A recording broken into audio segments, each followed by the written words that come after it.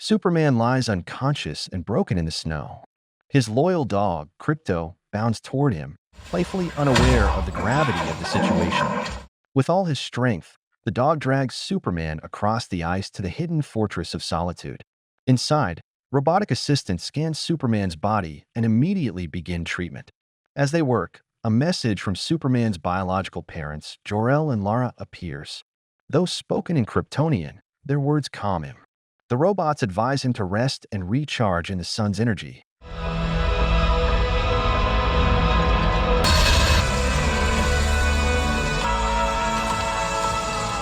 But Superman refuses. Metropolis still needs him. As he prepares to leave, No can do, for I gotta get back to the fray. Crypto tugs at his boots in playful mischief. The robots explain they've tried to train him. He's just unpredictable. Superman smiles, unaware that they're being watched. A mysterious figure known only as the Engineer observes him from a distance. She works for a dangerous man, Lex Luthor. Luthor has long been obsessed with locating Superman's fortress, and thanks to the Engineer, he finally has. Back in Metropolis, Superman returns to face the hammer of Barava once again. But he doesn't realize the truth.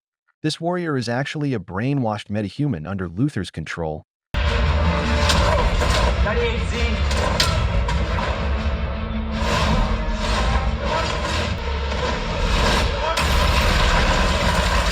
Programmed to counter every one of Superman's moves. Once again, Superman is defeated. After the battle, a young fast food worker named Molly runs to Superman's side. He offers support, telling Superman he still believes in him.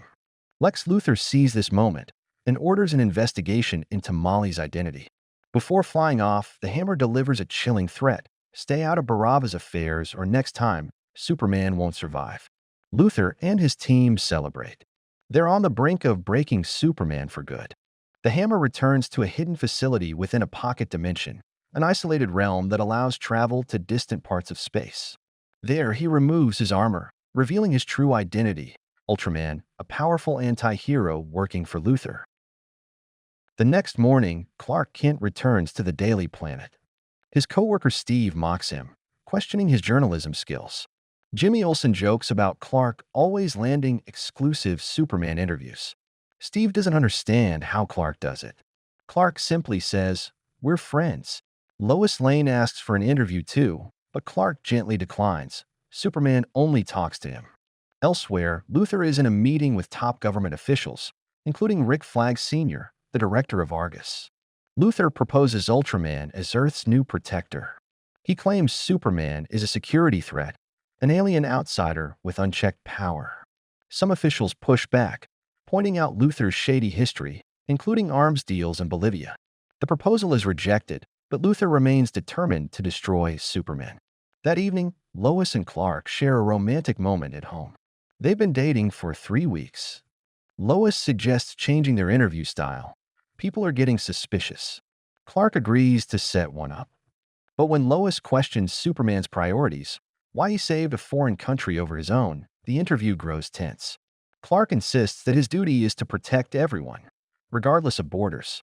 The argument escalates. Lois is disappointed, sensing the strain in their relationship. Meanwhile, Luthor, the Engineer, Ultraman, and Luthor's girlfriend, Eve Teschmacher, break into the Fortress of Solitude. The robots try to resist, but are quickly destroyed. Crypto fights bravely, but is overpowered. Inside, the Engineer finds Jor-El's message system. It's damaged, but she uses nanotech to repair and hack into it. She uncovers sensitive data, information that could ruin Superman. At the same time, Superman battles a strange creature, a kaiju. It begins small, but rapidly grows into a massive, dangerous beast. Superman focuses on saving lives, freezing the ground to protect a dog and digging through rubble to help others. He avoids killing the kaiju, wanting to preserve such a rare creature. But the situation worsens. The Justice Gang arrives, Mr. Terrific, Halo Woman, and Green Lantern. Terrific suggests killing the creature from within. Superman objects, insisting it should be studied. But Mr. Terrific acts anyway. His spheres destroy the kaiju from the inside. Superman is crushed. He failed to save it. As Superman walks through the city streets, children run up to hug him in thanks. Suddenly, a video goes viral. It shows Jor-El speaking in Kryptonian, now translated. In it, he calls Earth weak and urges his son to dominate or eliminate its people. The footage is damning, urging Kal-El to raise an army and conquer the planet. Outrage spreads. One little girl, still hugging Superman, watches the footage and pulls away in fear. Her mother grabs her and flees. People accuse Superman of hiding plans to rule Earth. Even the Justice Gang confronts him. Guy Gardner demands answers. Superman is stunned. The video looks authentic, but he doesn't understand it. Mr. Terrific scans the footage and confirms it. It came from the fortress.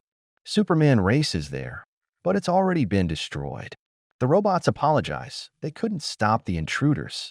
Worse, Krypto is gone. Superman is devastated. Krypto isn't just a pet, he's family. Superman storms into Luthor's lab demanding answers. Luthor plays innocent, but Eve secretly records the confrontation. The footage leaks, framing Superman as violent and dangerous. Public trust plummets. On TV, Peacemaker mocks superheroes, claiming they think they're superior. He even jokes that they're just jealous of his better body. That night, Superman visits Lois. He turns off the news and tells her softly, "I didn't come here to hurt anyone." Lois believes him, but the world is unraveling. Clark begins to doubt himself. What if the video is real? What if he was sent here to conquer? Suddenly, they see a battle outside, Solaris attacking the Justice Gang. Clark makes a bold decision. He will surrender to prove he's not a threat. He tells Lois he loves her before leaving. The next day, Superman surrenders. Ultraman arrives and places him in handcuffs. Clark asks for no violence. Argus locks him in a pocket dimension where he meets Metamorpho, another prisoner. Metamorpho reveals he's being blackmailed. His son Joey is being held hostage. Kryptonite is embedded in his arm, and if he removes it, Joey dies. Superman promises to help. Luthor escalates things. He brings in Molly, the fast food worker. Luthor forces Superman into a cruel game, Russian roulette. Each wrong answer means Molly gets shot. Superman answers one correctly, but Molly pleads with him to stop. Luthor fires anyway. Molly is shot in the head. Back in Barava, their president laughs. Luthor walks away smugly. He threatens to bring someone even closer next time. Maybe Krypto, or the journalist who always gets Superman's interviews. Metamorpho is horrified. Meanwhile, Lois searches for Clark. Surprisingly, Eve Teschmacher helps her.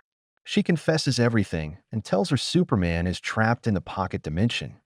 Lois rushes to the Hall of Justice, but Hawkgirl and Green Lantern refuse to help. Only Mr. Terrific joins her. Together, they fly into space toward the dimension. Lois reflects on her love for Clark. Mr. Terrific remains calm, listening. When they arrive, he detects that the dimension is unstable. Its collapse could destroy the universe. Back inside, Metamorpho makes a choice. He asks Superman, "Can you really save my son?" Clark responds firmly, "Yes." Metamorpho transforms and channels solar energy into Superman. It's enough. Clark breaks free. Together, they save Joey and then Krypto. Superman freezes their escape path to block guards. Outside, Terrific picks them up. Krypto immediately plays with the tracking spheres. But Superman is still weak. They return to the Kent family farm. Jonathan Kent listens to Clark's doubts. What if he really was sent to conquer? Jonathan calmly reminds him, "It's not where you come from. It's what you choose to do." Clark finds clarity in his father's wisdom. Then news breaks. Barava's military is slaughtering innocents. Superman rushes to help. Meanwhile, the Justice Gang arrives in Barava.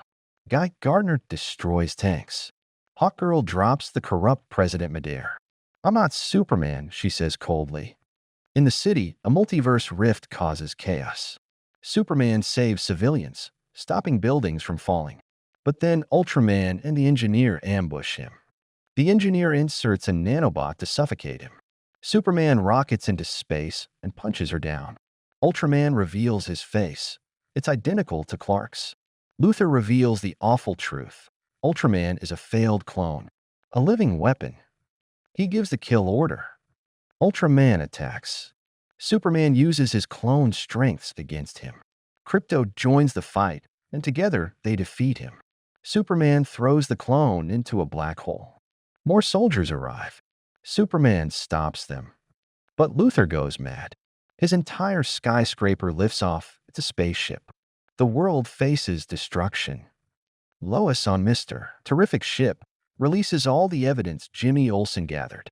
The world sees the truth. Luthor caused it all.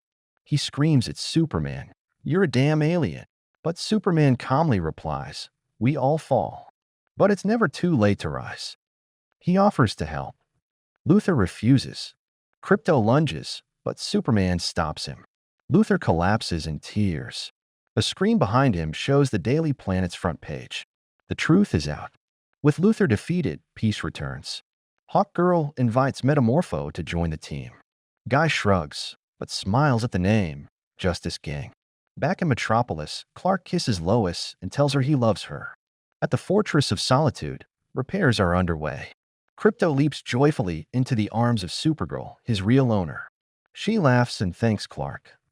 Before leaving, she teases him about how alcohol works on sunless planets. Superman, still healing, asks to see his past. But instead, the robots show him Earth memories, his parents, his childhood, his home. Superman smiles.